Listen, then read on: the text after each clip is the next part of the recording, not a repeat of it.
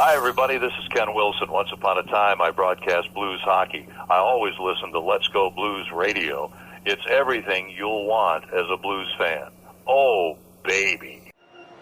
Are you a first responder, a veteran, a doctor, a nurse, a teacher, or a Let's Go Blues Radio listener? Of course you are. If you're in the market to buy or sell a home, call real estate superstar Mike Burgoyne today at 314-753-4060 or email him at mike@strikewithmike.com to earn special rates today. Cut out the coffee, cut out those energy drinks that make you crash, and put yourself in a position to succeed with an energy boost from RockinThatIDLife.com. You'll be energized, focused, and you'll even experience an elevated mood for up to 6 hours. Check out RockinThatIDLife.com to learn more. Get ready to hear some noise tonight. You're just seconds away from Let's Go Blues Radio. The Blues score! Oh, baby! The Blues score!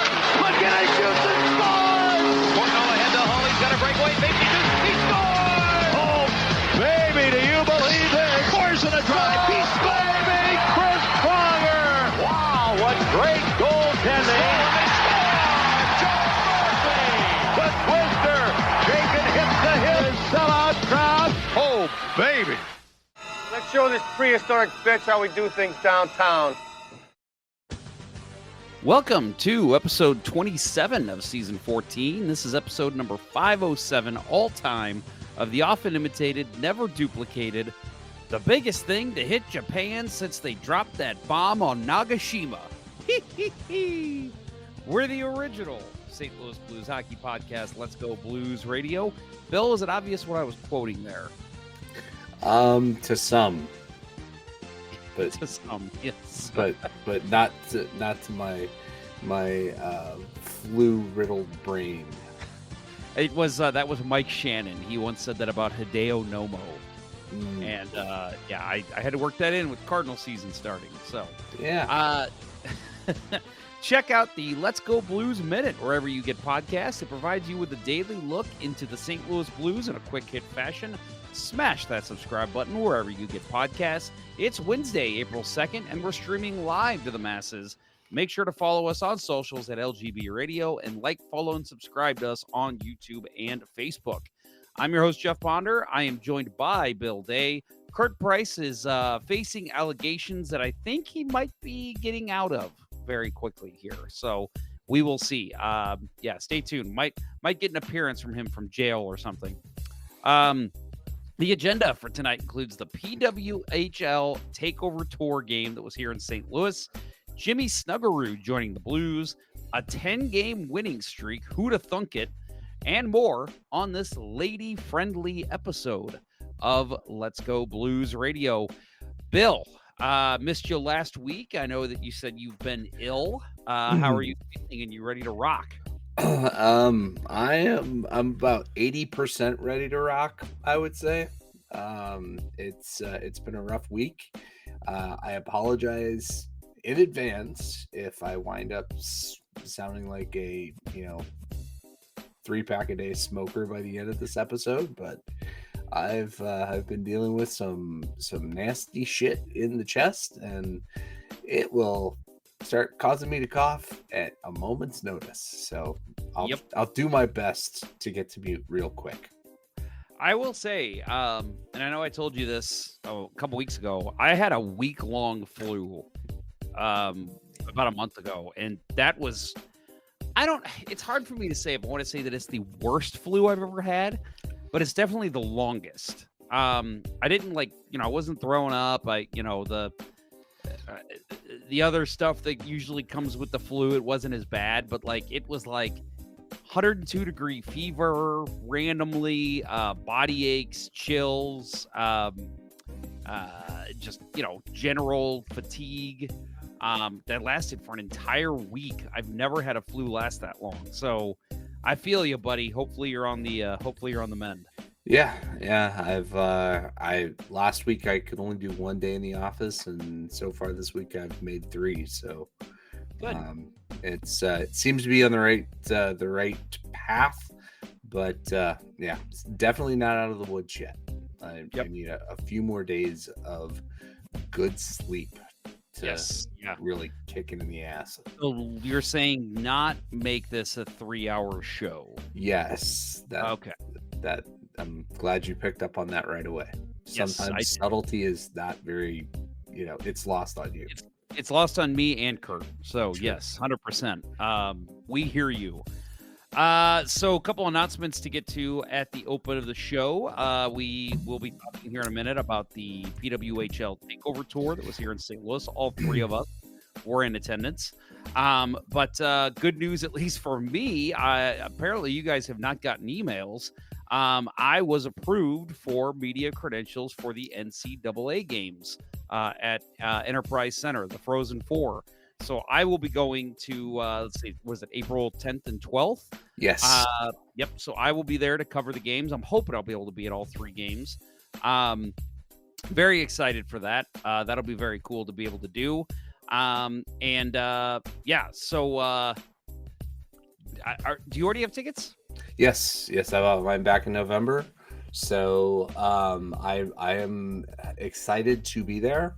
I'm surprised that I may actually have somewhat of a rooting interest. My family, my sisters and her husband and my nephew have very strong Penn State ties. And so my brother-in-law, who lives 10 minutes from here, or from me, still works for Penn State. So they're diehard Nittany Lions fans, and seeing them get the surprise, kind of the Cinderella story, and make it to the Final Four or to the Frozen Four is pretty good storyline in this family. So I guess I'm gonna have to root for them. Sorry, just laughing at the chat here. Austin Lynch says, Ponder, you got to get producer Austin a creds pass for the Frozen Four. You're literally in the audience right now. You're not even in the show. So how are you going by the term? What? We do one April Fool's prank together on Let's Go Blues Minute, and all of a sudden you think you're part of the show again? He's back, baby. That's not how it works. No, and that's a side note. For those that listen to the Let's Go Blues Minute, Austin, we did a little April Fool's Day prank. I had him record it for me and act like he was me. Like even when we was talking about Puck Doku, he said, Bill beat me by a score of, and at the very end, we had him say who he was. But yeah, I don't know if you heard that one, but he did a pretty good job filling in for me. So thank you, Austin. Yeah, glad to hear a different voice for once on that. Yeah, right. Not just mine the whole time. I did have to work my voice in there at one point, though. I was the one that said April Fools. So of course. Yeah, I mean, come on. I got to hear my own voice at some point. At least once a day on the radio. Yeah, yes, that's true. So again, yes, I will be covering for Let's Go Blues Radio the NCAA games coming up, which is very exciting. And Kurt, as he joins the show, fresh off his recent allegations. Mr. Price, will you be attending the Frozen Four at all? I don't currently have plans to. Wrong microphone, sir. I was just going to ask you to hear me okay, because I had some audio issues. Let me fix it real quick here. There we go. Okay. Don't currently have plans to, but I'd like to. Yeah. Cool. Well, like I said, I was approved for credentials. I put in your guys' names, and you said you haven't gotten emails, so I will check on that.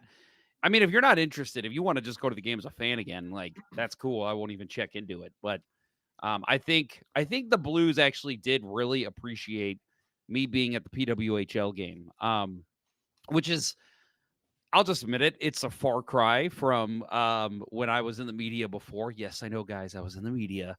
I never got, not that they didn't want me there, but I never felt like it was like a welcoming, like, come in, cover this team, please, please. And I do think part of that is, I think Armstrong has softened in his old age.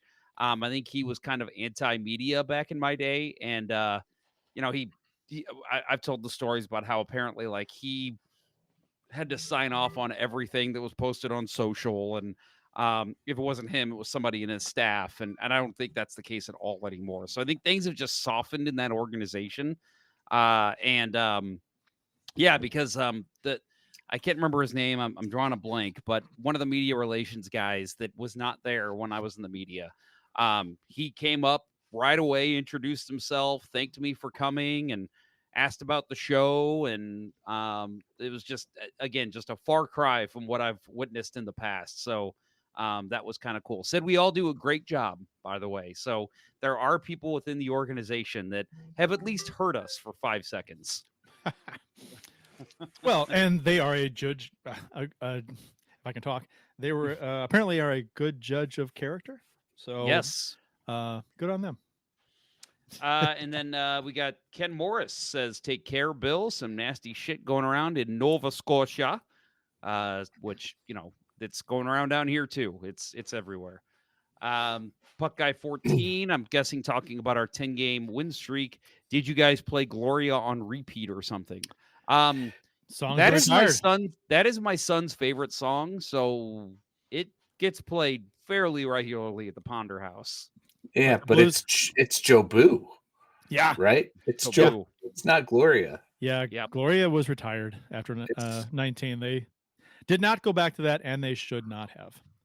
But it's Joe Boo. And did they ever say who planted? Didn't they kind of make it like as a mysterious thing? Who planted Joe Boo in the locker room? Yeah, they haven't said who it is. We all have our guesses, I'm sure. Mine is Jordan Binnington. Mine too. That just feels like a Binnington move to me. Yes. Yes, very much. And then I know I said this last week, but I mean it this time. Oh my God, of course I moved it again. Here we go. White jerseys. That's the wrong side. White jerseys. These buttes. I will officially be closing them up this Friday for our first order. So if you have not ordered or paid, excuse me, please do so. And I will definitely get you out on our first order, and it should be here in a couple weeks. So very excited for that. Again, just look for us on social media or email radio@letsgoblues.com.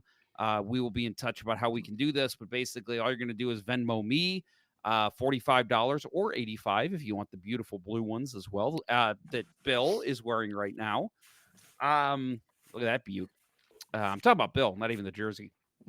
But so if you're at all interested, please Venmo me that money, jponder94, or like I said, contact us on social, reach out, radio@letsgoblues.com, and we will get you all squared away, give you the details if you need them. All right, well, let's get into our official beers of episode number 508. You can follow each of us on the Untapped app. You can find me at jponder94, Kurt's at cprice12, Bill is at billybluenote33.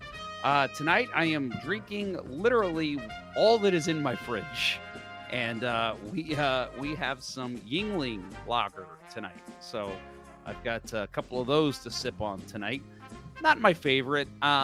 Never really understood the hype around Yuengling here in St. Louis. I think it literally was just because you couldn't get it here. Yeah. And now that it's here, it's like, okay, like, is it really that much better than Budweiser? I don't think it's better. I like Budweiser better. Give me a Bud Select over a Yuengling. Well, I mean, Yuengling has like it has a bit of an aftertaste for me that I'm not a fan of. Some people might like it, but I actually had Yuengling's Flight, their light beer, the other day. Oh yeah. I enjoyed that. As far as light beers go, it was a good light beer. I enjoyed it. Is that like Mick Ultra kind of light, or just a Bud Light? I compared it more to a Mick Ultra, to be honest. Maybe a little more. I thought it was a more flavorful light beer, personally. A little bit. I mean, you could tell it was a light beer, but I enjoyed it. Ken Morris in the chat. I heard Austin Lynch on your Minute podcast. At first, I thought it may have been Kurt. That is definitely a compliment to Kurt. Give me Austin all day. Let's go to Kurt. You know what? We gotta follow tradition. You are next. Stop stuffing your face. I'm trying to get my roast beef down. That's what she said. Woo! All right, go ahead. Eat before the show. God. I've got pup, and I'm doing kind of what you're doing, just drinking what's in the fridge. I am very low on beer right now. Me too. I have not restocked in a while. I'm probably down to my last 3 or 4 beers, which is low for me. I got the Public House Giddy Goat Coffee Milk Stout. Funny story about this beer.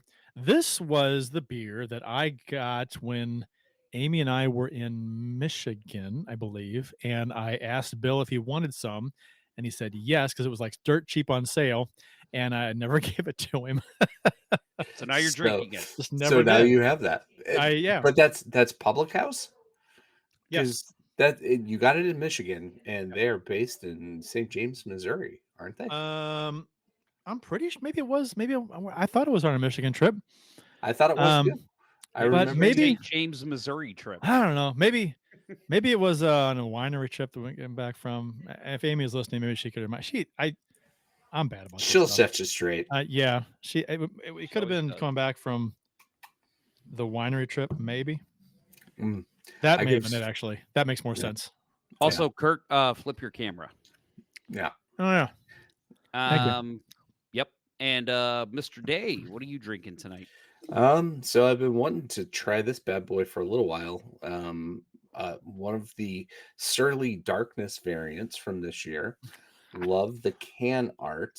That is awesome. And this is the Cola Darkness. Is that good?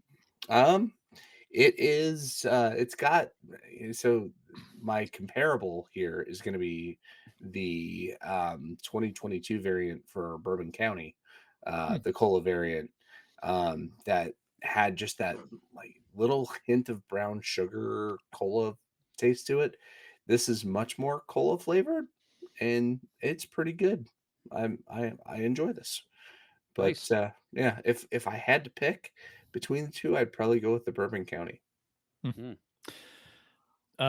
Amy did say my beer was not from Michigan. It was on the way back from a pickleball tournament in St. James. Yes, so. Michigan, St. James. I mean, it's pretty much you flip a coin. We did. We went to a lot of breweries in Michigan and on the way back. But your camera's a little blurry, Bill. Maybe do one of these. Do one of those with your. Yeah. No, hold it there for a minute and then come back. Literally a minute. There you go. Not a whole minute. You can probably do it now. You're good. Nobody needs to see me. It's okay. I think Bill is just blurry. This is my persona right now. I am fuzzy.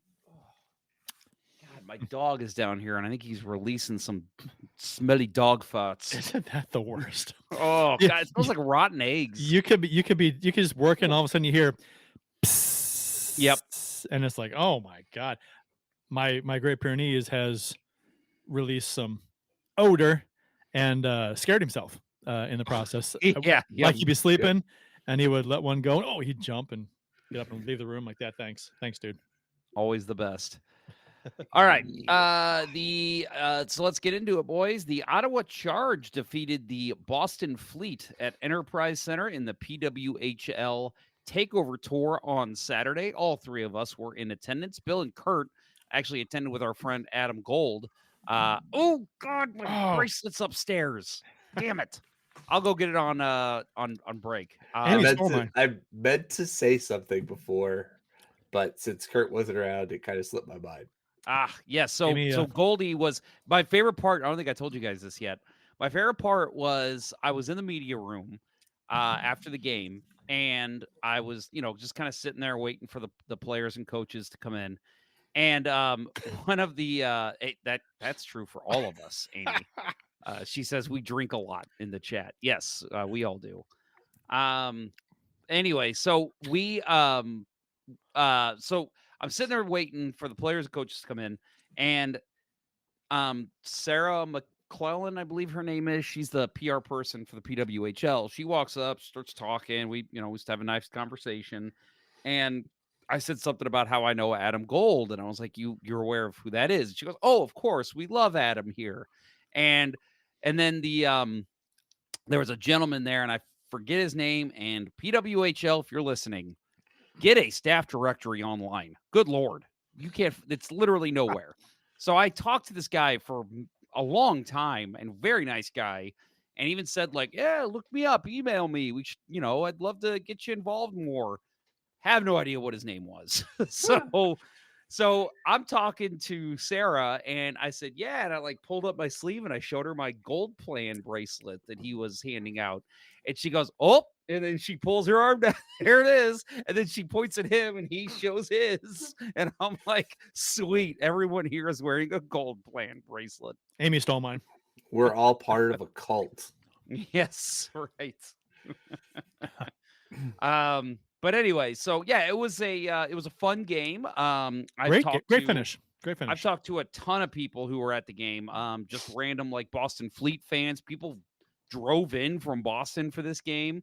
Burton Lee, thank you, winning unlimited. Man, that guy is clutch. Yes, it was Burton Lee. I need to reach out to him. If you have his email, shoot it over to me, please. But anyway. Wow, you are the man, Adam. But anyway, so it was a great game. We had a lot of fun, as I know you guys did, and it's funny because I've talked about my days in the media and how you're always told to not applaud when you're in the press box, but when Jinsey Rose, St. Louis, and got the assist on the game tying goal, I did without even thinking. I started clapping. And I looked over and there's two like PWHL staff members sitting, fairly close. And I just go, oh, oops, I'm sorry. And they both just started laughing and they go, no, she's from St. Louis, right? And I was like, yeah. And they're like, no, good, applaud, get up, hold up a sign. And I was like, if I had one, I would. Why is it a big deal if the press claps, applauds, cheers? You see it, the Cardinals press box, I've seen video up there. When something big happens, they go nuts. I don't understand why you have to play impartial. Why? They know you're there representing somebody. You're who cares? It's because all of the media students, like all of the English students and that they all have to take media ethics at some point, and it's beaten out of them. Yeah. It just seems silly to me. It's like, don't applaud. Why? That is true. That is something that I learned in college. And yeah, it was completely beaten into my brain. And now that I've got 10 years off, it completely, I guess it left. What's the rationale? It's because impartiality. You're supposed to be impartial. But you're not supposed to root for anybody. You're there to cover the game. It's like but if you're in the White House press room, you're not supposed to, applaud Donald Trump. It's the same thing. It's the same. Well, you are now. Well, now, yes. If you don't, you won't be allowed in. That's true. But you're there. If you're there representing like Let's Go Blues Radio, people know that you're a fan of the Blues. What do they? I don't know. Now I can see hooting and hollering and making a scene. That's one thing. You don't want to, clapping. I will say my golf clap. I don't think anybody cared. I think it was for me. I think I kind of overreacted and was like, "Oh, I shouldn't be doing this," but I don't think anybody cared. I think it's a stuffy attitude. Who cares? It is, but it's not like this. It's not like you're on camera. It's not like there's like you're on TV, and it's I don't know. Jeez. So this game, let's just talk about the game for a little bit here. Teresa Vanisova had 2 goals in the final 4 minutes. The second one came because there was a challenge on the game tying goal because they said that she might have high sticked the puck. Yeah, she did not, and she ended up scoring on the ensuing power play. I thought that was a bad challenge. I said at the time, I was like, I wouldn't have challenged that. That looked like it was not a high stick. and you're going to get penalized, and that cost them the game. Yes, it did. So I that was a bad challenge. Yeah, no, I thought it was an amazing play by her to like the kind of the lacrosse catch and cradle and drop it down, and man, she one-timed it straight through the wickets. Yep, beautiful play. That was a hell of a game, and hell of a finish. And I mean, I know that there was a large crowd for Boston there, and again, I think there was some. Well, I know because I talked to some of the concourse. There are some people who traveled from the Massachusetts area, which is why I think it was a little more heavy towards Boston. But I thought as the day went along, we started hearing people cheering more for Ottawa. Maybe you guys disagree. You were actually in the crowd. But for me, like I started, and my favorite part was we would hear, let's see, what was it? Let's go Fleet or Let's go Boston. It was Let's go Boston. Let's go Boston. And then right after Let's go Boston would be said, you'd hear another portion of the crowd go, go Charge Go, I think. And I was like, that's awesome. Like it was in unison. It was so cool to hear and very well orchestrated by the fans. And yeah, I thought just a fun day overall for hockey. And clearly, obviously a lot of girls in the crowd that definitely enjoyed the game. Yeah, that was a fun atmosphere. Obviously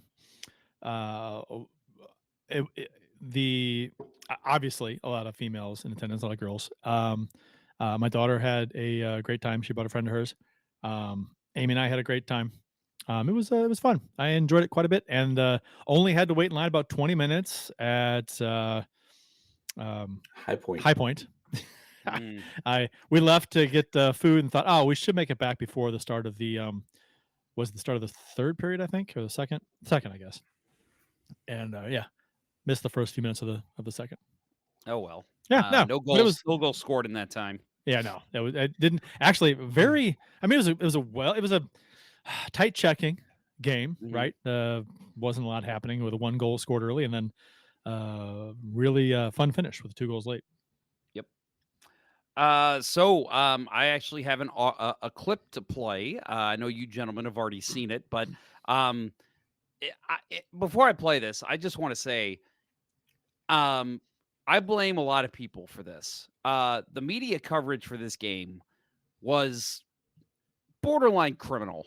There was nobody covering this game except for PWHL staff, me. I think there was 2 people from KMOV that I saw. KMOV, Channel 4. Is that KS? No. KMOV is Channel 4. Yeah. Channel 4. Yep. Okay. So, yeah, KMOV. And so there's literally 2 of us asking questions after the game, which now I will say again, I blame the St. Louis media for not making a bigger deal out of this, but I also blame the PWHL and the Blues or whoever was involved in the game time. 1 o'clock on a Saturday when the Blues play at 3:30. Yeah. It by the way, playoff time, and the Cardinals played at 1 o'clock in St. Louis. Yep. And so it's like, what do you expect? Like, I mean, I think a 1 o'clock game would have been fine if the Cardinals and Blues didn't also have afternoon games. Yeah, I think that was a pretty big miss.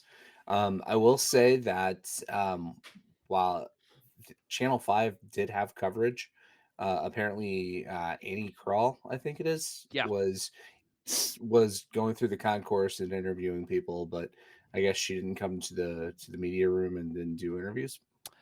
She was there. That's right. There Okay. was one person from KSDK. That's Okay. correct.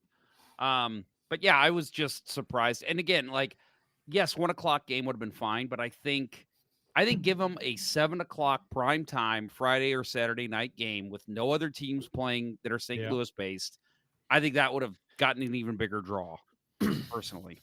I think the fan attendance was fine, I thought. But the media representation was what you mentioned, it sounds pathetic.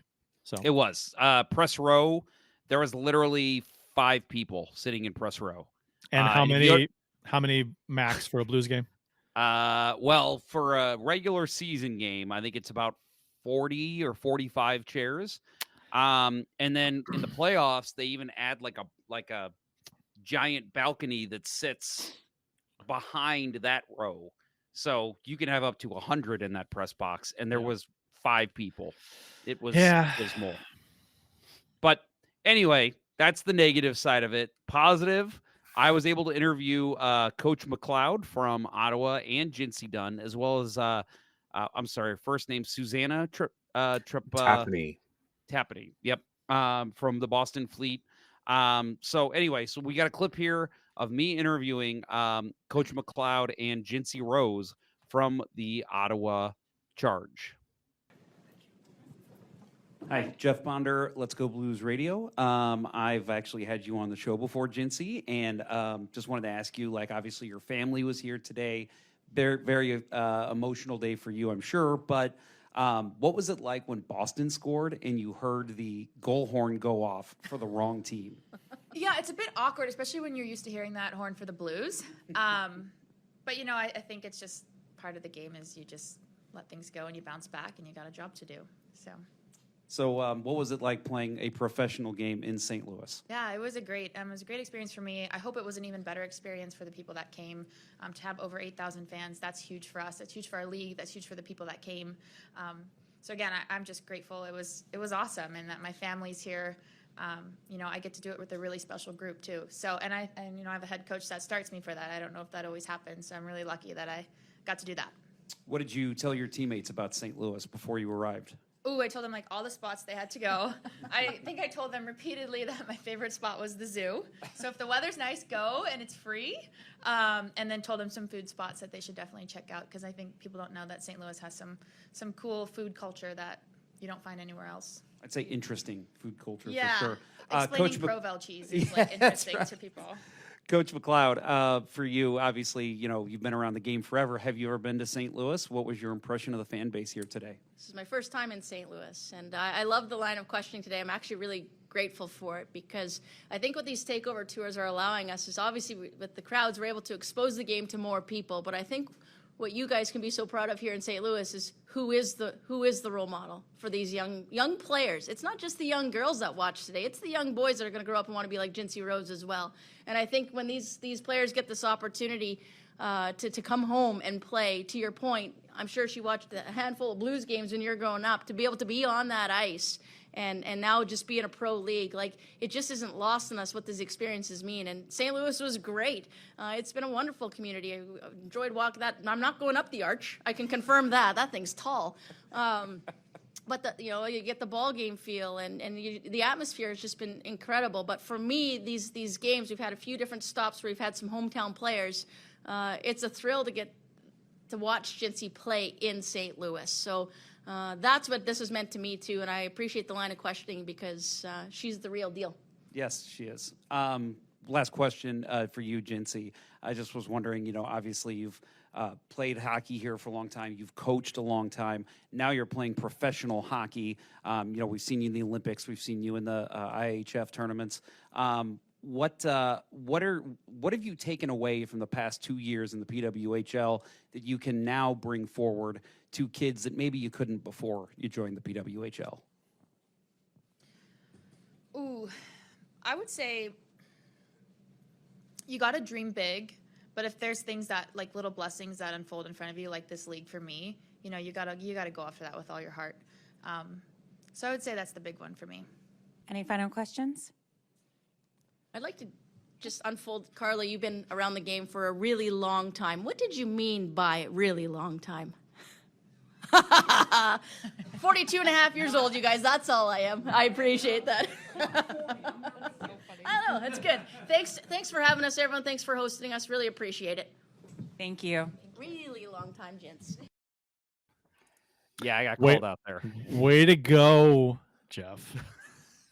It's funny because one of my coworkers is a huge PWHL fan, and she saw that interview and obviously, you know, knew it was me. And she said, you got to remember, you're interviewing women and not men. And I'm like, that's a good point. Yeah, well, you know. No, did anybody ask any questions about, like, the game itself? It was mostly around, like, the crowd and the city and the experience. The But fleet, any I like did. I Okay. asked a couple more fleet type to them. I asked some more hockey based questions, but Okay. for Jincy Rose, I thought it was, especially for the news coverage, I thought it'd be good to get some quotes for her and talking about playing in St. Louis. So, but no, that was all in jest. Coach McLeod was awesome. She came up to me afterward and thanked me for coming and covering, and said that she absolutely loved St. Louis. And I made a joke to Jincy that I said, "You're never coming on the show again, are you? Because I offended your coach." And she laughed and she goes, "No, absolutely. I'd love to come back on." So they were all joking, but it was a fun atmosphere. Women in their ages. Jeez. Yes. Well, I told her, I was like, "Hey, I'm 40. I'm almost 40. Like, I'm not making fun of your age at all, ma'am." But you're still older than me. Yes. My last thought here, just want to mention that it's so funny how back in the day, I would always be so worried about getting a story out right away. Like if this was me 10 years ago, I would have had something up Saturday night.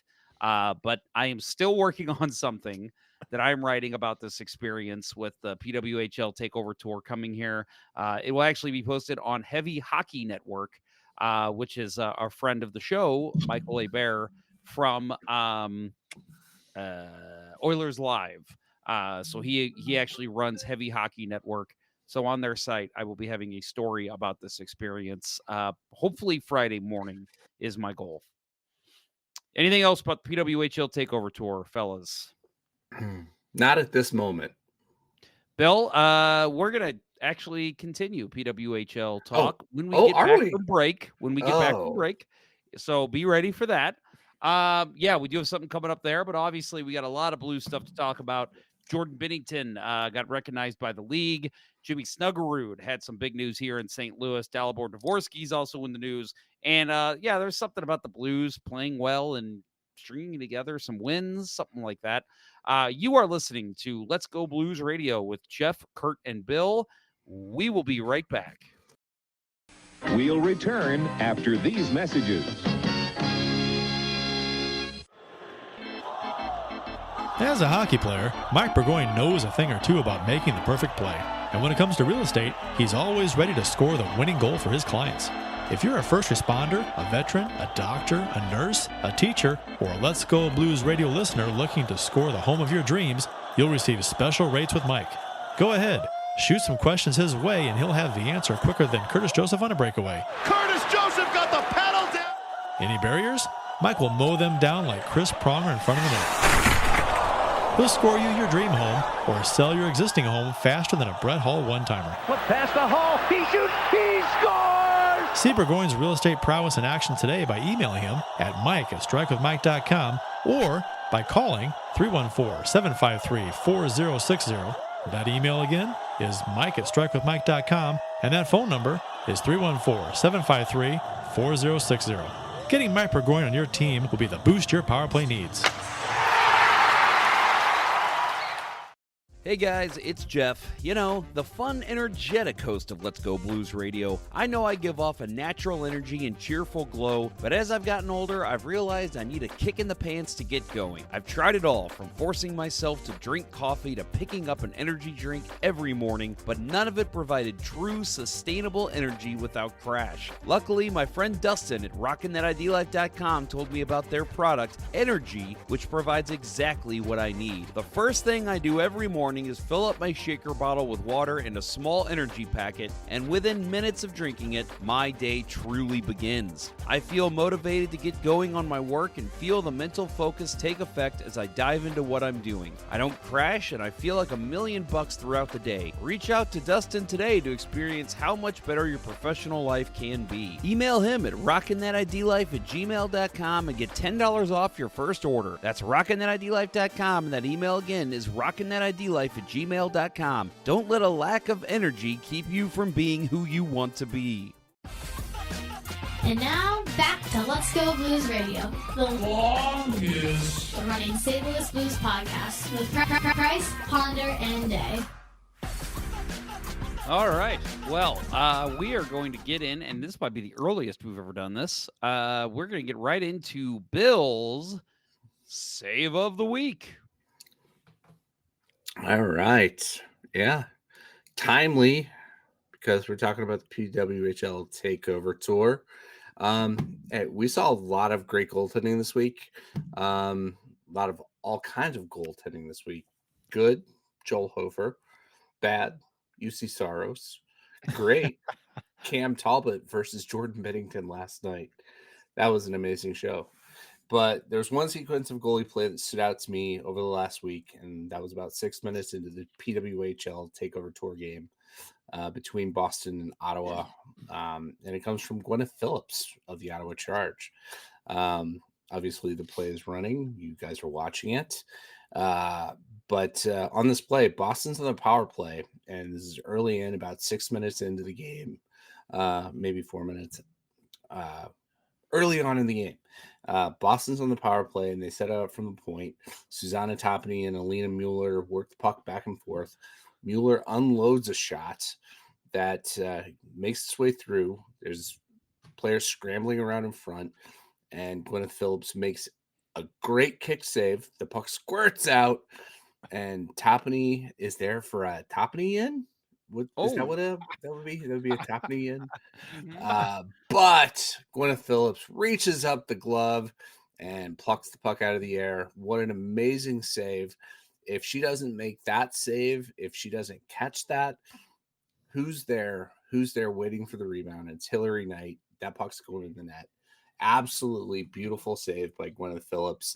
I thought that was the best goaltending sequence I saw all week. So that's awesome. Awesome that we got to see that live in person. I thought both goaltenders were great in this game, but Phillips got the start of the game, and deservedly so. Yeah, and the crazy thing about Phillips is, like, I was seeing her play, and I'm like, I've never heard of her, and I've watched plenty of PWHL. She's the backup, and she played fantastic, because right now, Emmerance Mashmeyer, one of the best goalies in the entire world right now, she's hurt. And so they had to play Phillips in this game, and they've had to ride her a little bit, and she's been awesome.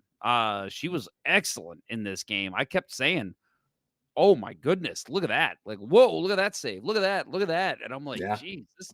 She's super feisty too.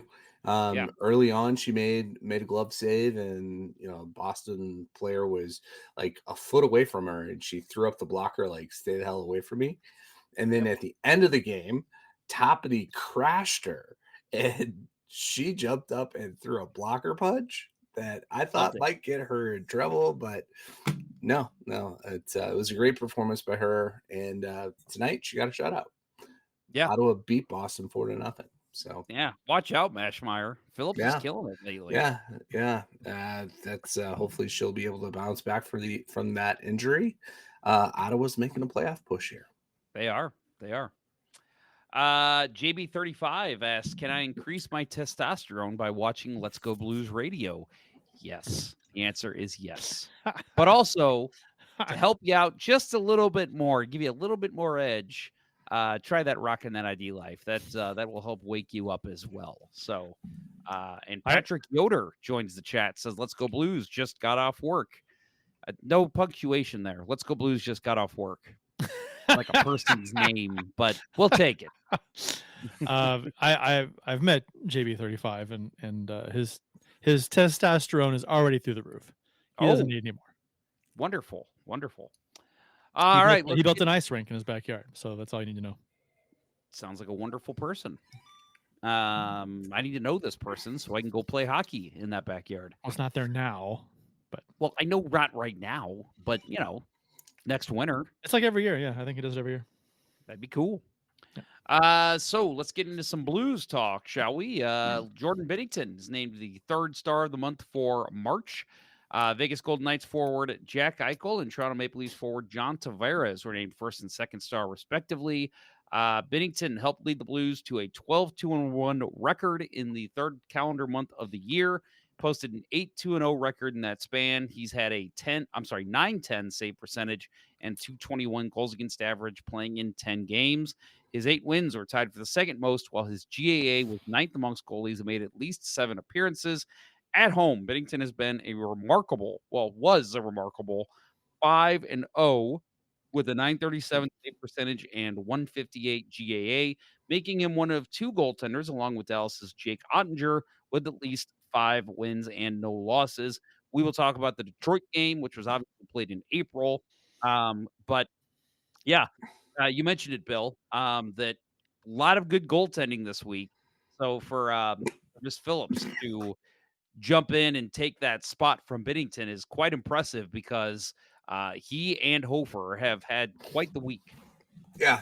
When I went back through all the highlights this week, I didn't think anything topped that sequence by Phillips.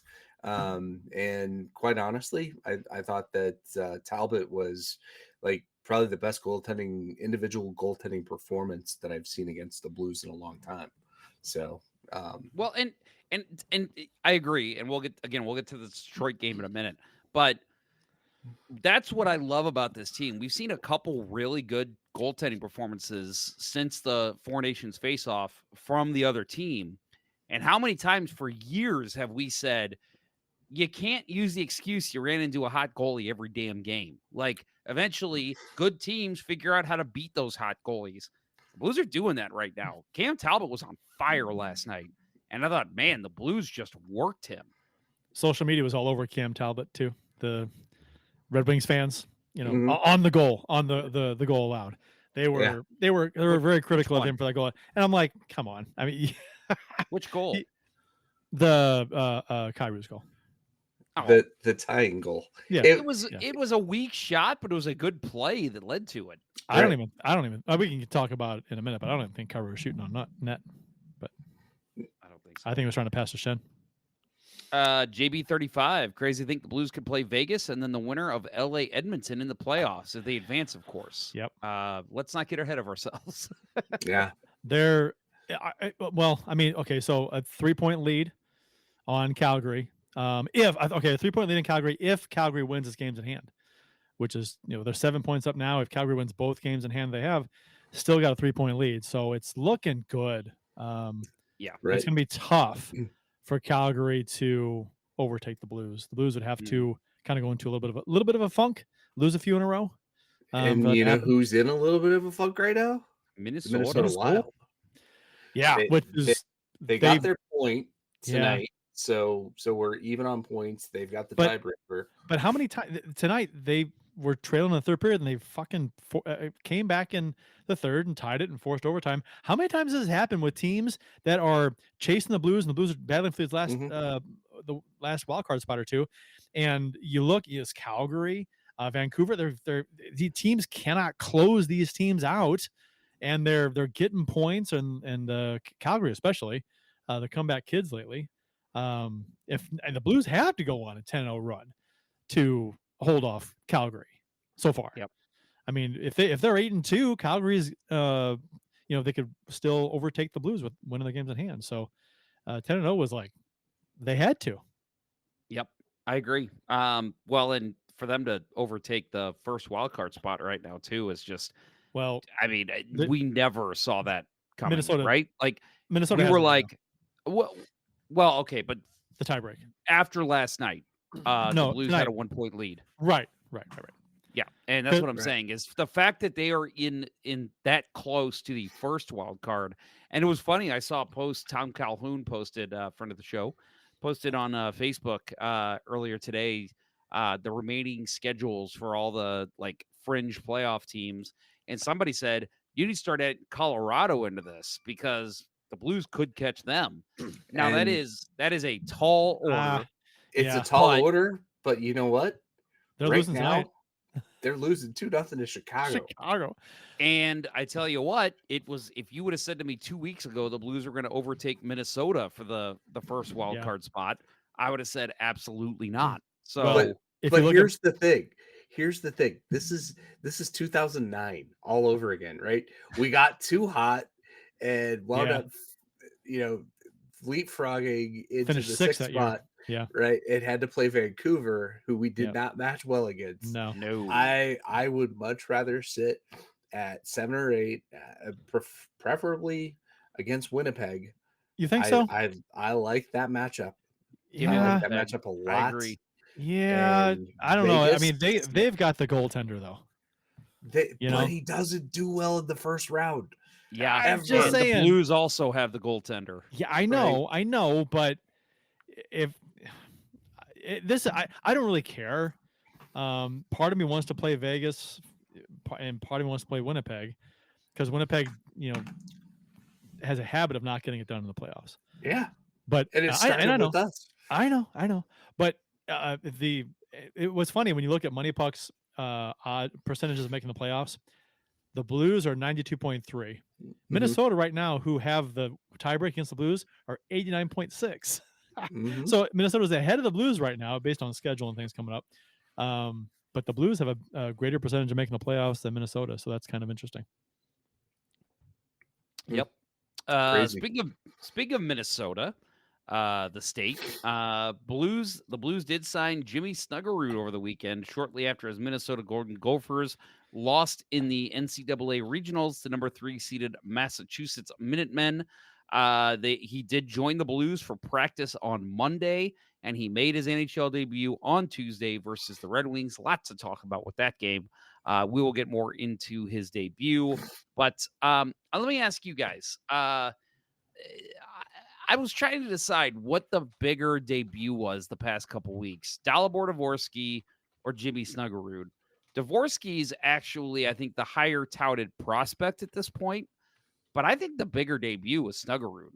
And I think it's just because, with the college, and it was always like, oh man, if he goes back for a senior year, he'll be an unrestricted free agent. Is he going to sign with the Blues? Whereas Dvorsky, I feel like, has always kind of made it clear that his goal was to play with the Blues. So for me to see Snuggerud last night, that to me was the bigger debut, even though Dvorsky may be the better player. What was interesting to me about Snuggerud signing rather quickly, right after they were done, and then coming on board and playing last night, that there was so much negativity on social media from tons of people. He's not going to sign here. He's going to go back. The Blues should trade his rights. They don't want to lose him for, if he did go back, well, he wouldn't go back in the draft, but if he did go sign somewhere else, become a free agent, the Blues would have gotten, I think, like a second round pick as compensation. But so that would have been, Is that true? Yes. Okay. Well, yes. Still. But so, because somebody was saying online that we'll lose him for nothing, and then people were like, no, we wouldn't lose him for nothing. We would get a second round pick or something. I looked it up, and that was the case. So, yeah. So anyway, but that doesn't really matter. But it was just kind of funny that so many people were adamant that he is not going to sign here. We're not going to, and he did right away. And Armstrong made comments, a while back saying after the Frozen Four, win the Frozen Four and then come and stay here. So Armstrong obviously had, intentions and thought he was going to sign. And sure enough, as soon as they're done, he signs, he plays, he's here. So I'm like, it's just so funny to don't listen to random folks online ever. Right. It's the same. It's the same crowd that wants you to sell everybody the second you don't think you have a chance to make the playoffs. Sell off everybody. Right? Get rid of Binnington. Right. We don't need it. Get rid of Binnington. Binnington. They are the ones that understand the prospect pool better than anybody else. So you got to listen to them. How many off seasons, or how many prior to the trade deadline, the past few years, have people said trade Binnington, trade him? He's not part of this retool. He's going to be too old when we're good again. Trade him. I'm like, and then Parayko, trade him. Just everybody, Shen, trade him. And I'm like, if they traded Binnington, if they had traded Parayko, if they had traded Shen, they wouldn't be here right now. We wouldn't be going through this 10 wins in a row, and we wouldn't be in the playoffs this year. So, people need to shut the fuck up about shit they don't know anything about. It's social media, right? You see all this stuff, and people just going off, acting like they're experts, and they don't know jack shit. Big Beaver says Snug was more impactful, seemingly, but Dvorsky is going to be the longer-term win. Yeah, we'll see. But Yeah, I just mean like the hype around their debut. To me, the bigger one was Snuggerud. Yeah, because I think there was some question last year, about whether he would sign here. That was fueled on social media. I think a lot of it was, the dude just wanted to win a college championship, right? I mean, right. So, but I agree that it was nice to see him here and shut up all the people that were saying he wasn't going to sign. That was almost like giving everybody a big shit burger to eat, right? Oh, he's here, he's playing. That's the way it is, So, but I honestly, the way he played, I thought he looked hesitant at first, indecisive a couple times. That play at the blue line, especially where he kind of held on to it, didn't quite know what to do with it, and ended up losing it. But all in all, I didn't look at his minutes played. I don't think he played that much, but yeah, it was a decent first game. Joe Schmo says Binner outdueled Hellebuck once, might be in his head. I agree. That would be interesting. And then Patrick Yoder, which I think he's echoing a lot of what we've said over the years. Taking for number one is literally a loser mentality. Trade Binnington, Parayko, Shen, Kyrou has no long view, obsessed with immediate gratification. Yeah, Yep. I agree.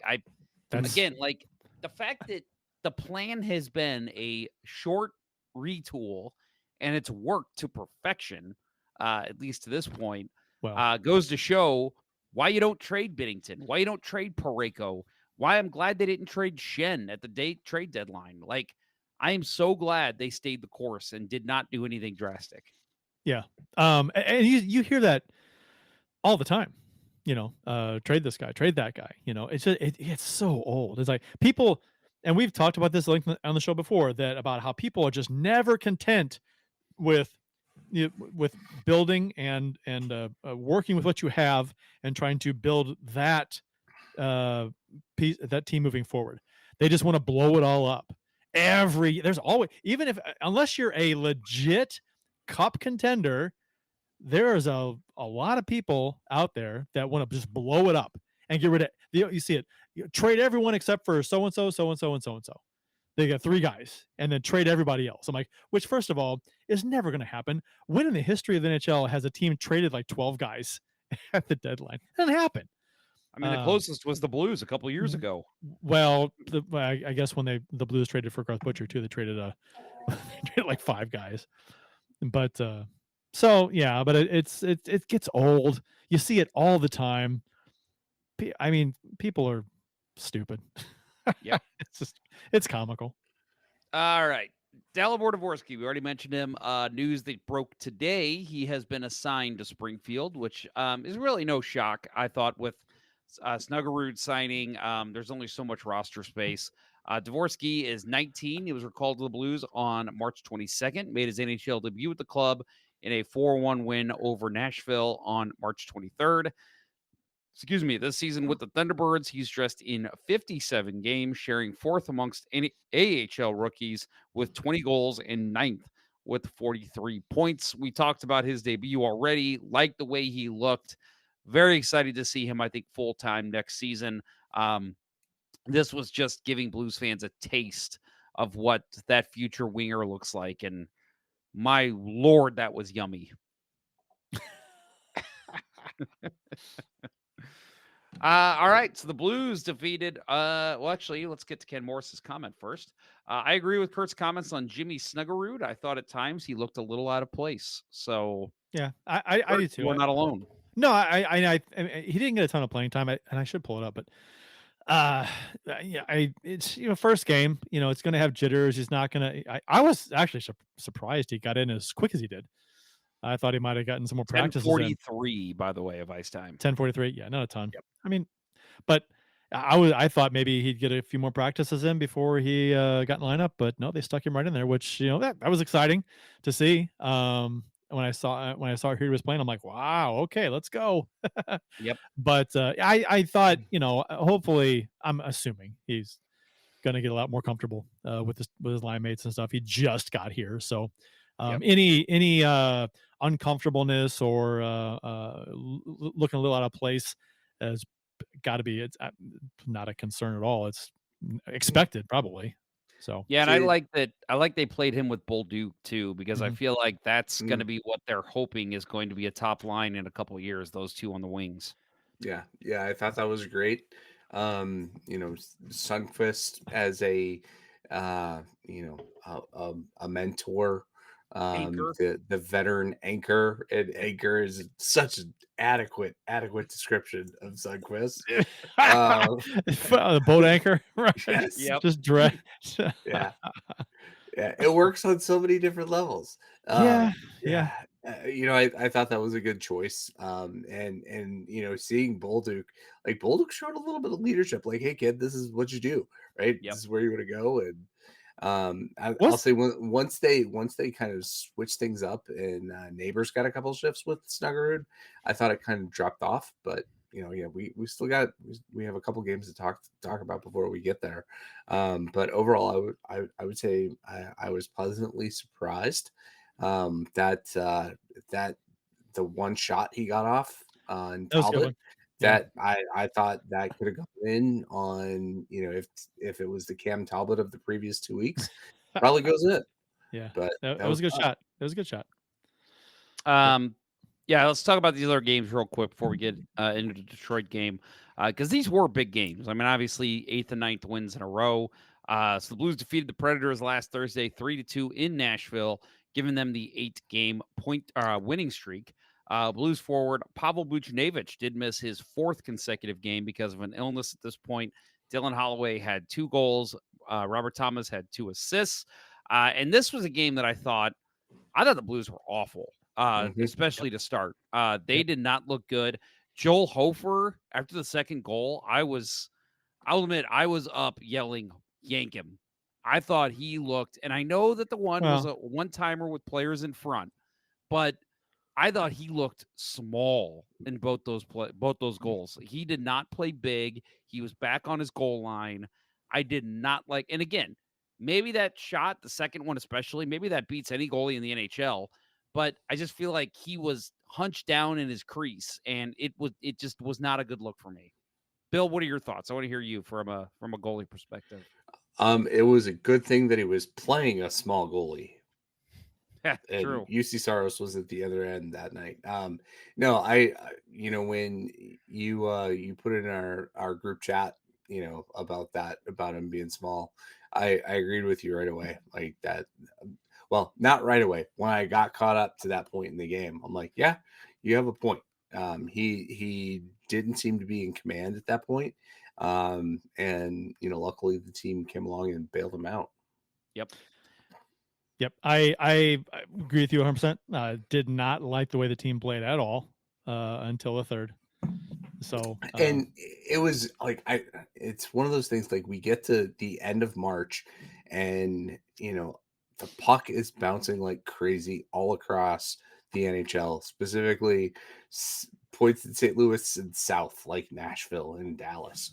Pucks aren't good this time of year, and the Blues did not look like they could control the puck through the first 2 periods of that game. But then, just a 20-second span, right? And, so 22 it's seconds. all we need.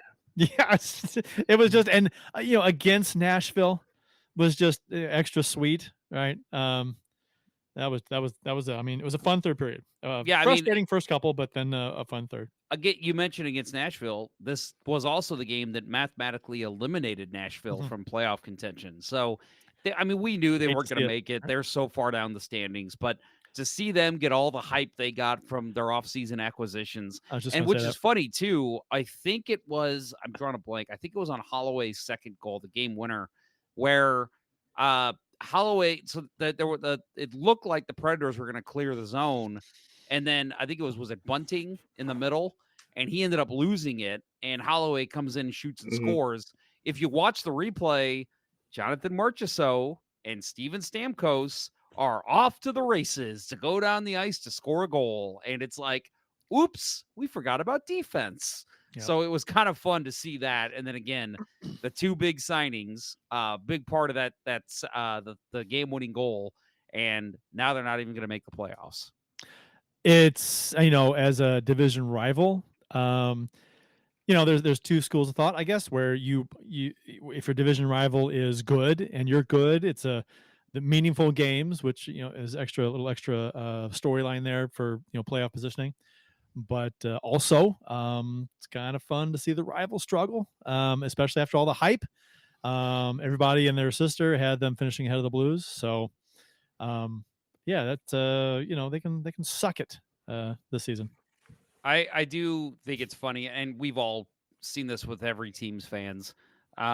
Predators fans now saying that they need to fire Barry Trotz as the GM because his signings did not work out for this team.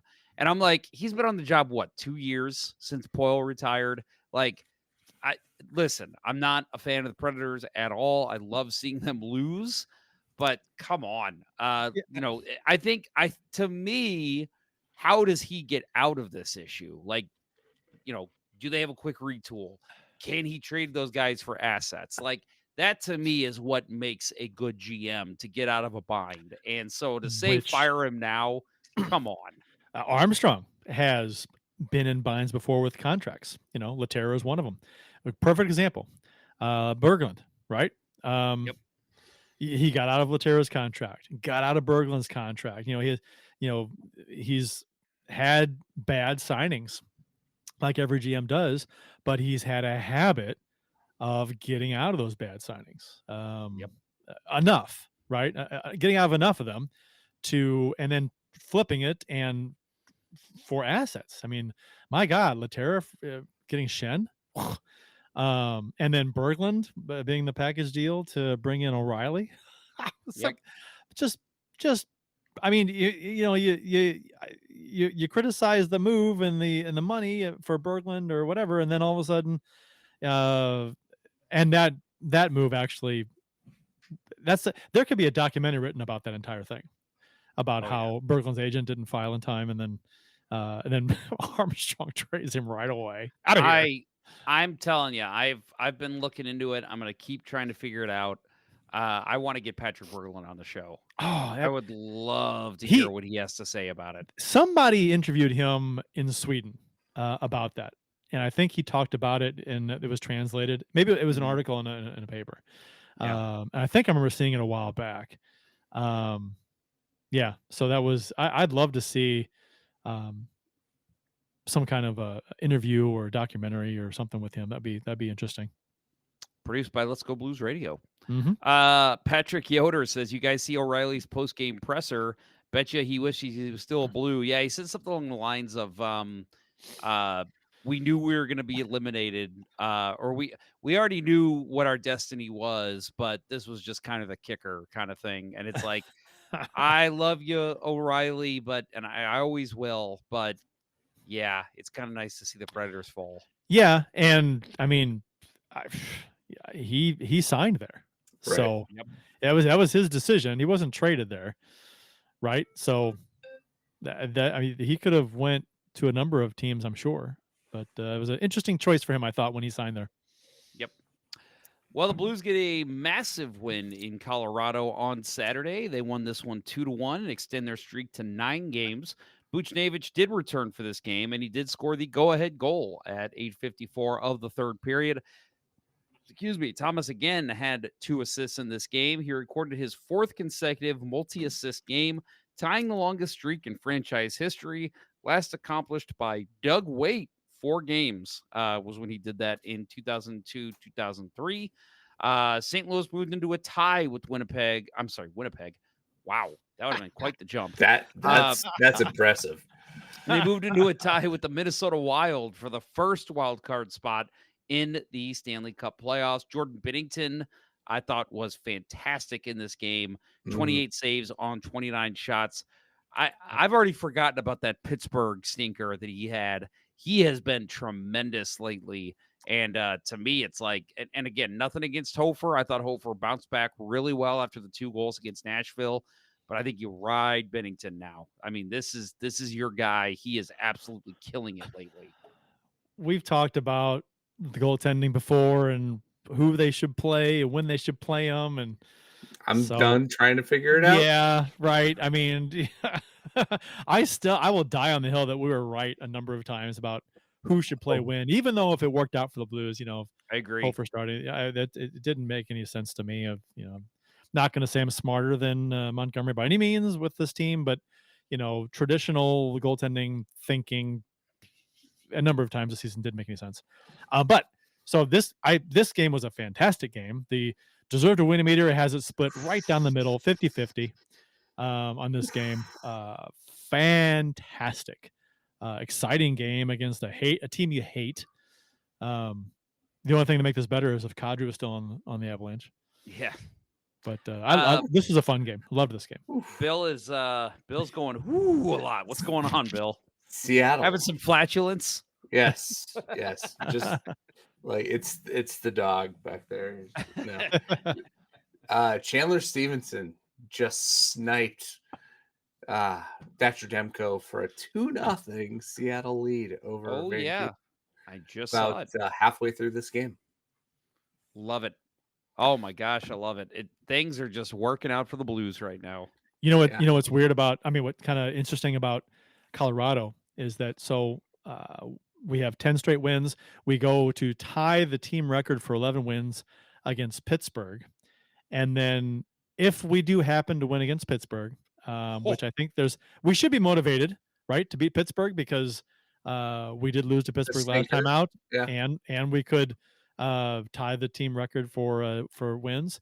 So if we do win that game, then the game that would break the team record for wins would be against Colorado. Mm-hmm. Nice. So. Man, you're right, Bill. That was across Demko's body. Just a beautiful shot. Woo. Right. And we kind of talked about it last week. Big goalies playing deep in their nets. Yep. And Stevenson took full advantage of it. Yep. One thing about Colorado too is that if this team does happen to beat Colorado on the 5th, we'll have taken 3 out of 4 from Colorado this season. That's winning 3 straight. Pretty impressive. Yeah. Pretty impressive. Big Beaver says, and he's a little bit of a luck charm there in Colorado. Was there for it. I'm 2-1 Blues at Avs since I've lived here. So keep going to those games, Big Beaver. Heck yeah. Keep it up. We'll do a GoFundMe if there's a playoff matchup. And it's always fun to stick it to a Kroenke team as well. Always. Let's see. That's Mike Krakens from Patrick Yoder. That's my Kraken, number 2 team from my Montana college days. Shen. What is going on here? Schwartz and Dumb. It should be Schwartz and Dunn. I think Schwartz and Dunn. Yes, Schwartz and Dunn. Damn autocomplete. Yeah. Okay, there it is. Yep. Or maybe it's voice to text. Maybe I was so confused. I'm like, shit. What's Shen? Is there another brother out there? Jim Carrey and Jeff Daniels. Yeah. So let me take a quick pause here and congratulate Patrick Yoder and his Seattle-themed fantasy team, the Brandon Montour de Force. Nice. For their almost 100-point victory over my Sudbury White Grape Weimaraners in round 1 of our playoff matchup. My goodness. I had him after the first week, and then all my guys got injured for the second week, and he blew me away. Helps having Hellbuck and Ottinger and a couple of hat tricks in there in that second week. So congrats, Patrick. Congrats, Patrick, on beating Bill. You mentioned your team names. Let's go ahead and I'll go over my 2. First of all, my favorite I've ever had all time is Ovi's Orgasmic Orchestra. Loved that one. But right now I've got Tage Against the Machine because I've got Tage Thompson on my team. And then I've also got Dylan Cousins Ain't Off Limits. I was proud of that one. And now both cousins are in Ottawa, so that's kind of funny. That's true. So yes, in this game, Blues, big win, scored a power play goal. I love Buchnevich's goal. The game winner here. He was in front of the net where he needs to be. And just rebound popped out from Mackenzie Blackwood, who I thought played a pretty good game as well. But yeah, Buchnevich right there on the doorstep, pounds in the go-ahead goal, and the Blues take this one 2-1. Hell of a hockey game, Kurt. You said This was a fun game. You really enjoyed it. Yeah. Same here. I was happy Even that I game. got home. I got home and it was the second period. I went ahead and just watched it live, and then I watched the first later on replay. And yeah, I mean, just a very, very fun game to watch. Evenly played, I thought. It was dominated a face-off circle, and that was really only the Blues did get a power play goal. They had a few more power plays, and Avs fans were kind of bitching about the officiating, about not getting the call along the boards. Was it Bolduc, or was it the forearm to the head of I forgot the Avalanche player? Checked him along the boards near the bench, and his arm, I think it was Bolduc. Arm got up, and it the forearm kind of got the Avalanche player on the side of the head, and they were wanting a penalty. People online saying he punched him in the head. That didn't happen. It was a kind of the forearm, but that they didn't get that call, and the Blues got 4 power plays. Also, Binnington's a racist. Of course, that's what Avalanche fans tell me. Yes, yeah. You talk about low hanging fruit fan base that there's no. they just use something that off the scrap heap. That's an insult off the scrap heap from years ago. We'll just use that. It's like unoriginal bastards. By the way, I don't think I told you guys this. Last time I was on the Puck podcast, I made the Winnipeg doesn't have an airport joke. They do have an airport, right? Yeah, right. That's Well, it was a sorry. You knew that. I mean, right? I mean, it was like a sarcastic kind of a Thunder Bay. No. Here's what I literally thought. I thought their airport was like outside of city limits. Like it wasn't considered Winnipeg. It was like the neighboring town. Right. That's just what I figured. And because I never looked it up. And yeah, I was pounded by the Puck podcast audience for that comment. Well, it's like a joke because they're such a hick town, they don't even have an airport, and it's like but they do have an airport, but it's a stupid. It was started by Game Time, right?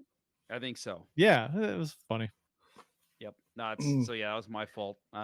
Deserved all the shit I got for that. Although at the time I assumed they didn't have it because Game Time said it. I figured they didn't have one, and then at some point I looked it up. I'm like, oh, they do have an airport. Yeah. Okay. It's kind of funny. Yep. That was it was all a joke, all in jest, and it went over my head. Like I said, I just thought like if St. Louis's airport was in St. Charles or in Illinois, it'd be like, oh, okay, St. Louis doesn't have an airport. Like that's kind of what I thought, but I should have done my research. It's funnier that they do have an airport, and to make people think they don't. Yeah. And people believe it. Because who knows about Winnipeg? I don't know how much that phrase got outside St. Louis area, but probably not. But I think somebody did write in from Colorado and say they also thought that. So yeah, I do think it did make its rounds at least in the Central Division. That's funny. Yep. All right, let's talk about this game last night. Blues won their 10th in a row. They defeated the Red Wings in a thrilling 2-1 OT victory. Bill, you having some indigestion? What's the deal? I was gonna say like you said, thrilling. I had so much anxiety in the third period of this game. Like I was twitching back and forth because holy shit, were we gonna lose that game? I know. Oh my god, I haven't had that much anxiety since the 2019 run. It was a very frustrating first 2 periods because the Blues. So the Blues outshot Detroit pretty heavily most of this game, but to be honest, and the deserved to win meter had the Blues way out ahead, but they didn't get a ton of chances in close, and the scoring chances weren't a lot of high danger. But Talbot played great. He stopped everything he should have. So I was kind of concerned because they just didn't have extended zone time in the offensive zone most of the first 2 periods. So it was frustrating to watch the first 2 periods because they were getting shots on net, but they weren't like, it wasn't like high quality chances, and it wasn't like sustained pressure that led to those chances. It was kind of like one and done and out, but they got a lot of shots on net. And we're outplaying, and I kept thinking the longer this game goes without the Blues scoring, Detroit's gonna win this game. and I jumped out of my seat, like probably the entire Blues fan base, when Kyrou scores in the third. Oh yeah. Oh So yeah. I was at the Cardinal game last night, which they ended up losing, unfortunately. But I did know the score. I was watching it pretty closely. I typically try to like not pay attention to it, but I was just like, I'm at a Cardinals game. There's gonna be people around me talking about it. Guy next to me had a Blues jersey on. I'm like, I'm gonna hear about this game. So I knew the score. Literally walked in the door, turned on FanDuel Sports, and the replay literally boom, puck drop on first period. And it was right at 11 o'clock when I got home. And I was like, perfect.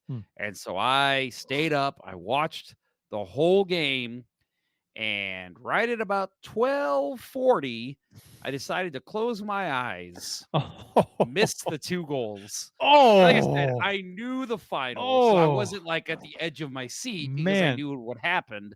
But I was like, I literally am staying up for these 2 goals. Yeah. I want to see them like it's in real time. I wake up and there's some crap FanDuel show on, and I'm like, no. My daughter said that when Fowler scored in overtime, because I was standing watching, she said my reaction was similar to Maroon scoring in overtime against Dallas in Game 7, because just the weight of the winning streak and winning this game. And if Calgary would have lost last night like they did, that would really, I mean, not guarantee the Blues make the playoffs, but it's going to be hard for Calgary to come back and overtake the Blues. So that was a big, huge win for the Blues, and especially with Calgary losing after the Blues game was over. Yeah, I had so many things going through my mind in that third period. Like, all those years where Detroit beat us, right? And we cannot possibly let this happen. And for us to get the goal in the last minute to tie the game, it was like all that karma came flooding back. Yeah. Like we did to Detroit what they used to do to us. Yes. Right? It was like that should have been Pavel Datsyuk or Henrik Zetterberg that right, scored on a breakaway. Right. Yeah. And and also, who was the fucking genius? And I'm sorry, maybe I'm reading way too much into this. Who was the fucking genius who said, "Oh, look, let's wear those shit 90s jerseys against the Red Wings this year"? Yeah. No. Yeah. Right. It's like those are such horrible memories in those jerseys against the Wings. I didn't realize it until the morning of. So I was like looking at social media, and they made a comment about it, being the Heritage Night or whatever. And I'm like, no, you're playing the Red Wings. What are you doing? Who is driving the bus for decision making on when we wear these jerseys? You're driving it into a ditch. Stop it. Yeah. I was very, very, and I'm not kidding. Like, I don't like those jerseys, whatever. They wear them twice a year now, whatever. I'm not even going to get upset about it. But against the fucking Red Wings, come on. I know. Can you be more tone deaf for us older fans? Yeah, and it's even more like irritating when you read post-game comments from people and how people, more people than you would think, love that jersey. Like now, I'm like, you weren't alive when that jersey was run out of town. You don't understand what it was like to see that jersey every day when the Blues played an away game. And I love like Spittin' Chicklets had like something about Snuggerud making his Blues debut in a fire jersey. Whatever. And, like everybody's like, yeah, fire. What and the I'm just fuck like, ever. oh my God. Those are 22-year-old fans who weren't even alive when that jersey existed. They don't understand that jersey and the angst that the fan base had with that team, and the heartbreak that happened with the team wearing that jersey, and the fact that it was ugly as shit and only lasted a few years, and they ran it out of town. So who was it that wore 21 when Adam Creighton? Was it? I thought he was 20. I think Creighton was 20. 21 was Brian Noonan. Might have No, been. he was 28. Was he I kept 28? seeing. Wasn't Poshak 25? Rudy Poshak? Yeah. Yeah, I kept every time Kyrie, I'm like, Well- that's Poshak. A complete 3-0 polar opposite Seattle. players. Oof. 3-0 Yeah. Seattle. Huh? I'm like Nice. Craig Conroy 22. I'm like, yep, Suter, that's Craig Conroy. 21. That's a great call. Somebody had to wear that. That's a very common number. Yeah. Well, I mean, was someone wearing 21? Was it Teakin? No, he was 11. Yeah. All right. No, he was 10 because Oh, yeah, you're 11 right. was You're right. retired You're by right. that You're right. You're point. right. Montgomery's number when he was with the Blues too was 10, I believe. Yep. So they had they had a couple in that era. David Roberts, Guy Carbonneau. Oh, that was it. Yeah. That was it. Yeah. Paul Broughton and Patrice Tardif. Yeah. He was part of the Gretzky trade. People forget about Carbonneau being a Blue. Yep. Was it half a season? Something like that? Something like that, yeah. But no, I was not a fan, and I don't know. I was gonna say so. About 3 months ago, I did this thing for work where we do this like thing every now and then where it's like, what are your 5 favorite things? And so I did hockey jerseys, and so I did like a little quick slideshow of like, yeah, here's all my favorite hockey jerseys that I own. Somebody asked me what the ugliest jersey is in NHL history. Now, I don't think it's the ugliest in history. There's been some bad ones, but I do think I was like, okay, this one's close to my heart. I have to say this one because it was first coming to mind. And I pulled up a picture of the blue clown jersey. Yeah. Literally. And this is a group of graphic designers. That's what these people do for a living. Every one of them was like, oh my God, what is happening there? Thank you. People with design sense. Yeah. Thank you. And so and then I remember somebody was like, well, what does it look like on the back? And I was like, oh, no, it's worse. Get ready for the back. It's so much worse. And one of the guys is like, the numbers. Oh my God, the numbers. And I started laughing. I'm like, yes, that is, yes. It's so bad. And someone said it on TV the other day. I think it was, I was watching, I don't know, it was ESPN or something, some highlight show where they talked about the Blues, the win, and about how they did it in those jerseys and they were fire. And I'm like, no, they weren't. And no, they aren't. And they never were. So, and it's kind of sucks. The Snuggerud's first game is a Blue. Yep. Zen has that fucking jersey. Yep. So, and Ken Morris does say, not in that era, though. Jeff Brown wear 21. Yes, he did wear 21, but not in that era. Right. I think he left in 94. He was part of that Vancouver trade. Yeah. Yeah. So I don't. That wasn't 94, was it? 93. It was 93 it was that he got traded because he was part of the Vancouver the 94 Cup run against the Rangers. Yeah. So yeah, and that because I remember where I was when I heard about that trade. I was working at the Elks Lodge in Belleville, and I was pissed. Little do people know that they call that one of the worst trades in Blues history because it screwed with chemistry. But they finished the season with 7 straight wins that year. Yeah. So and then they proceeded to lose in the playoffs. So of course, that's what we did. Then. All right, let's talk about a little bit more about this game. So again, Blues Red Wings. Let me get rid of that comment. The Blues have outscored their opposition 41-14 during this winning streak and have allowed 2 or fewer goals in 9 of the games and 1 or fewer in 7 of the games. So they are absolutely on a roll.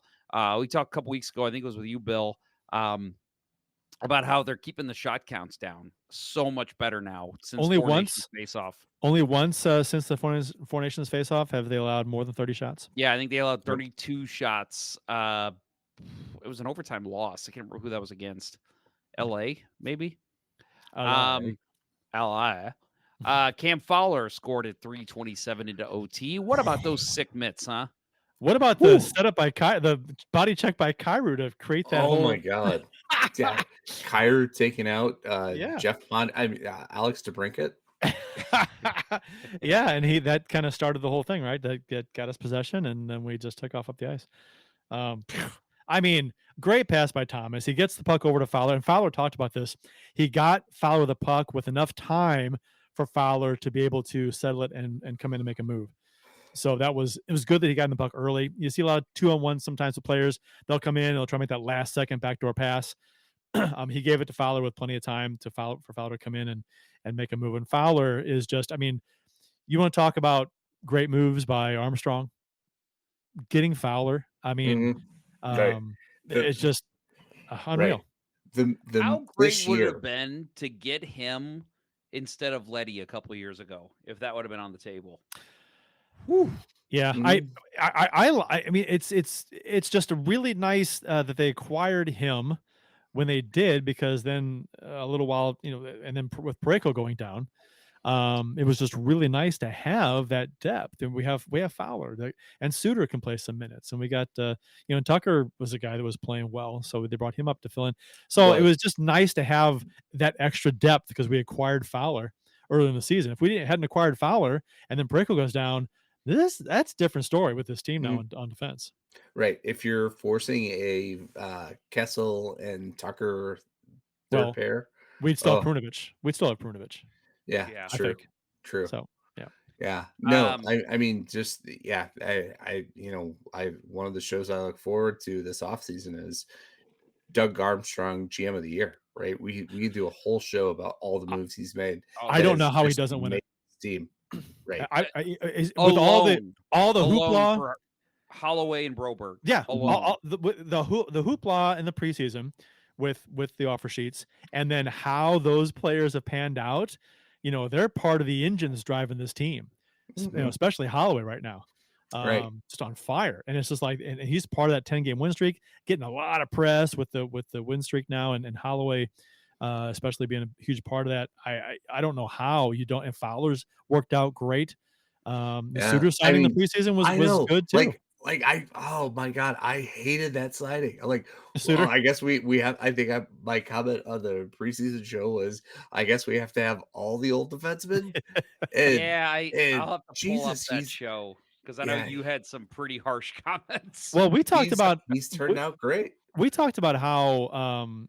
I thought acquiring Suter was fine, but I didn't want him playing every day. I thought he'd be a guy you plug in, play, 3 out of 4 games, rest him and play somebody else, whatever. Plug him in for matchups. But if he's playing every day, I thought if he's playing every day, I said, I think I quoted this on there, we're in trouble. Yep. And we all said that. But I guess if getting Fowler part of it was to limit Suter's minutes, so he didn't wear him out. And it's a lot of things have fallen their way this season lately. So things are just falling into place. And Harry Montgomery is another feather in Armstrong's cap this season. So how would you not give him GM? It should be a runaway win. I don't care. Too many good moves that have worked out. It won't be, because for some reason, GM of the Year and Coach of the Year President's Trophy winning coach. They can never go to the same guy unless they're with a different team. And Armstrong's already won GM of the Year. So that would be the only thing against him. Here's the deal. And I get that that's typically the case. But he did something the last offseason that was kind of unprecedented, and it was big news, right, with the offer sheets. And that has played such a huge role in this team right now that it'd be a hard thing to pass him up for GM of the Year because of that. It was something different. It wasn't just the team's playing well because he made a couple moves, signed some guys in the offseason and they played well. No, he went in and he punched Bowman in the face, took his lunch money, and then just walked out. And the whole NHL applauded him for that. Yeah. Well, you know what? And I think Edmonton fans hated it, but every other fan base was like, man, wish my GM had the balls to do that. Yep. Right. And hey, there's a great comment from Matt Harris. Just him, GM of Team Canada, right? That's GM another of the year right there. Yeah, I mean he's got that accomplishment this year too. So it's I mean we're biased, I guess, a little bit, but it's a good argument. I don't. Yeah, and I'm not saying I agree with that whole thing. I think that's bullshit. I think the second. So Montgomery won for his first year in Boston. I thought he should have won the second year in Boston too. Like your number one center was Pavel Zacha, and they fucking went to the playoffs as what, a number 2 seed. So I was like, man, you got to make that guy. You got to give him Coach of the Year twice. He didn't even get any votes. I don't think he maybe got 1 vote, and I'm like, come on, this dude is killing it. Yeah, And it's and the that's same with GMs. Like we never see guys win twice, and I think that is isn't that so stupid? stupid. It's stupid, and So it's the stupid. exact opposite with like the Norris Trophy. Once you win it, it's almost like it's hard to unseat that player, unless Right. somebody else has an amazing year. Right. Cale Makar isn't going to lose unless he's injured for 90% of the because season. once you win it once, then you're almost like, okay, you get a head start the next year until someone head and shoulders beats you the next year. Nicholas Lidstrom won with a minus rating. That's what I always go through Yeah, with that. I mean, Ridiculous. don't get me wrong. Nicholas Lidstrom, one of the all-time greats, but there were a couple of years in there. I think Pronger should have won it 1 year for sure over Lidstrom. Pronger was McInnes. robbed. Pronger was McInnes was robbed against Lidstrom 1 year and against Blake 1 year. Blake won it when Pronger should have won. Pronger should have 3 Norris trophies, at least. McInnes should have 2. Yeah. The year Jackman, the year Jackman won Calder, McInnes should have won because listen, Barrett Jackman had a great rookie year. Don't get me wrong. Al McInnes was the reason that Barrett Jackman was so comfortable out there. And won Henrik Zetterberg's Calder Trophy. Yep. Yeah, that which, it being the rival Red Wings at the time, I have no problem with that. I'm like, that's why I have to put it that way. Yeah, right. So well, speaking of Blues versus Red Wings, we're still going here. Thomas extended his point streak to 6 games with 2 goals and 11 assists in that span. We mentioned Jimmy Snuggerud getting his NHL debut. He played mostly on the wing, as we said, with Sundqvist and Bolduc. 10:43 of time on ice, 2 shots on goal.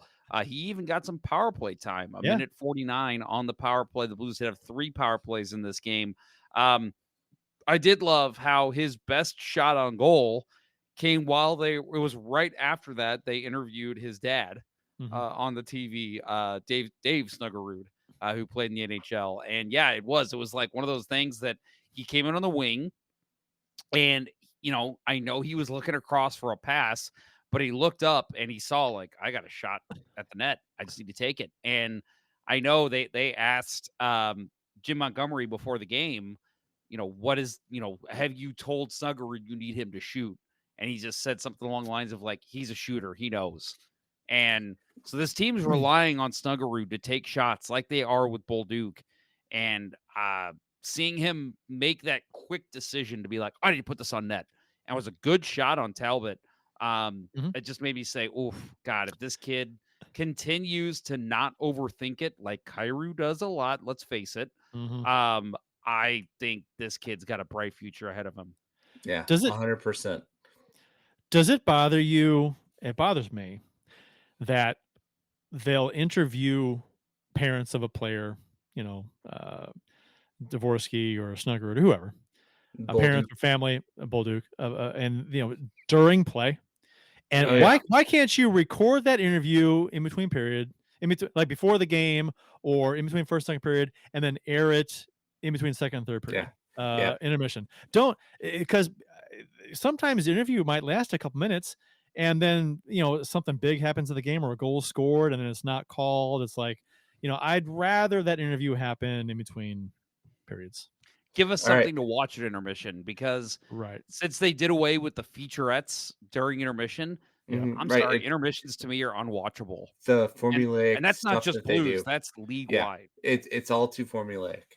But to not be formulaic, Jeff Ponder or Kurt Price, I know you don't play, but instant puck doku. Dave Snuggerud, 2 teams. Oh, God. Oh, God. Hang on. One's Buffalo, right? Yes, you have one. Oh, my God. Come on, Kurt, help me out. I got one of them. I don't. Rangers? Is there a Is the other one a California team? It is. Oh, all right. I'm gonna. I can't picture him in teal. I What wanna year? say What year? Sharks, but I'm gonna say Kings. What year? Should have said Years. Sharks. It was the Sharks.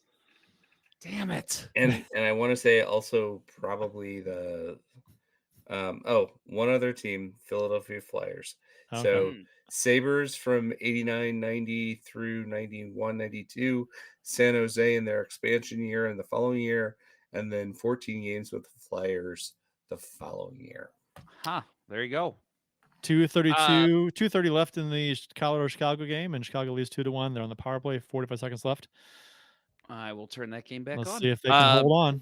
Ken Morris says, I hate those interviews during the game, especially how they downsize the screen. For the Yeah, ice that play. too. For me, it's like, why not just keep the game full screen? And then if you're going to do it, at least just like put them in the corner on the right. Like you don't need to have that take up half the fucking screen. And they do that. They shrink down the game screen, and they have the other screen like kind of overlapping smaller. And there's wasted real estate, kind of like our setup here. You know, there's background stuff going on, and like just use the entire screen for the and Binnington, like to your point, Binnington made an excellent save during that interview last night, and it was like, you know, and it's like, you know, you're hearing Snuggerud talk or Dave Snuggerud talk, and you're just kind of like, let's talk about that fucking save. That was insane. And maybe Dave wants to watch the game. Maybe his son's going to step on the ice and wants to watch him. He's got to fucking talk to, who was it, Strickland and everybody? Yeah. He's got to fucking talk to Andy. It's just like this. No, let him watch the game. His son's playing. My God. Yeah, I hate that. And the formulaic shit at intermission is so tiring. I mean, I feel like Canada does it a little better. They go back to the studio. They'll break out, you know, and talk about different games going on. It's a little different, but man, the FanDuel stuff, especially, it is just the same shit every single intermission. And I'm not saying you need to have a featurette for 82 games a season, but break it up. Do different things here and there. Do we really? I mean, who is literally sitting there like, all right, rush to the bathroom and come back so I can make sure I hear what Alexa Dat and Bernie Federko thought about the first period. No offense to them. They do a great job, but that's not what fans want. We don't care. We just watched it. Sorry. Yeah. I almost tied it. Yeah. Less than a minute to go. Oof. And Colorado has pulled their goalie. So, I thought both goalies in this game, the Red Wings and Blues, they didn't allow a goal until the 36th shot of the night when Comfer beat Binnington. He didn't beat Binnington. It was an empty net. Yeah, that's true. That's a good point. He beat Jake Neighbors. That's true. Montgomery actually opted to pull Binnington early in this game, way earlier than we're used to. 3.5 minutes left. I was like, ooh. Yeah, I thought that was early. I was not a fan. That was a Baruby move. Well, not like that. Did you hear what he said about anxiety why? Was on edge, and that made it 10 times worse. Did you heard him say why? He said something along the lines of he thought their 5-on-5 play was awful. Yeah, they weren't generating anything, so he wanted to jumpstart it and force the issue. Well, I'm like, okay, I get it, but man, that's a long time. It worked. It did. But it's a ballsy play, and I get it. You haven't scored yet. Might as well try something. But Colorado's almost scored like 3 goals here. I know, man. It's crazy. That save by Spencer Knight. Nikas backdoor didn't. Oh my God. I'm telling you, I think as long as he stays healthy, Spencer Knight is the real deal. I think that was a very smart move. Yeah. To get him. I know some people said Spencer Knight is not the real deal. I think that was a very, very good pickup by Chicago. 18 seconds to go. Dylan Holloway had an assist on the game-tying goal to give him 16 points, including 10 assists in his past 11 games. So he did have his point streak snapped against Colorado, but obviously 16 points in 11 games. That's not too shabby. No. Yeah. And I think we'll take it. I think the Brandon Montour de Force featured a certain Dylan Holloway, so that didn't help me at all. So next up for the Blues, we've got tomorrow night. They're playing we mentioned it already, the Pittsburgh Penguins. Hopefully they'll be ready for some payback. God. And I'm guessing You're ahead of Colorado me. Scored. Yeah, me too. Shit. Are you kidding me? Let me see. 9.8. Of course. 9.8. Right, I'm 10 seconds away from that, so let's see what happens. 5 seconds away right now. Oh my God. The shot Nietzsche's with the deflection. They just pulled a Blues. Oh, God. Double doink? Yeah, Double from doink? wrist shot from the point, it probably deflected a couple times, right? Yeah, Nelson and then Nietzsche's. Yep. Jeez. Well, donkey. Next up for the Blues, we mentioned Pittsburgh tomorrow night. Saturday, they play Colorado again at home at 6 o'clock. Monday, they play the Winnipeg Jets in Winnipeg at 6:30. And then Wednesday, April 9th, they play the Edmonton Oilers at 9 o'clock. So as far as our next show goes, I don't know, maybe a pregame show against Edmonton with it being a 9 o'clock start. Might be a Tuesday show. I don't know. We'll see. Just stay tuned to us on social media. All right. Do we want to keep this show going and watch the overtime together? What do we want to do here? Let's wrap it up. Bill would have to pause it for like 20 seconds. Yeah, I'm tired of getting spoilers with this game. All right. Yeah. So it was a very interesting week in St. Louis for sports. I think that's going to continue with the NCAA coming here. So, again, I know, Bill, you're going to the games. I'll be covering them. So if you're at any of those Frozen Four games, please let us know. We'd love to meet up with you. But, yeah, looking forward to it. That'll be some more fun hockey to watch at Enterprise Center. Thanks to our amazing sponsors, StrikeWithMike.com and RockinThatIDLife.com. That'll wrap up episode 27 of season 14 of the original St. Louis Blues Hockey Podcast, Let's Go Blues Radio. Thanks for listening, and thanks to those who participated in the YouTube and Facebook live chats during the live show. We'll talk with you next week. And again, make sure you listen to the Let's Go Blues Minute. I'm going to about 4 a week at this point with the Blues season coming to a close. For Bill Day and Kirk Price, I'm Jeff Ponder, and this was Let's Go Blues Radio. Until next time, everyone, let's go Blues. I'm trying to figure out. I was asked for my expertise in the chat, and I'm trying to figure out what I'm supposed to find on here. I'm going to go Spencer Knight. Oh, yeah, he has Knight or, I guess, Wood. Who's Wood? Either Blackwood or Wedgwood. They have them both. He's got to say Blackwood. I would think Blackwood because he's their starter. Yeah. Good Lord. Good Lord, Big Beaver. Yes. You're screwing up the mojo here. All right, Take two. This was Let's Go Blues Radio. Until next time, everyone, let's go Blues. Let's go Blues. Get number 11 against Pittsburgh. Let's go Blues. The Chiefs are at home tonight against Sport at the War Memorial at 8. Good seats are still available.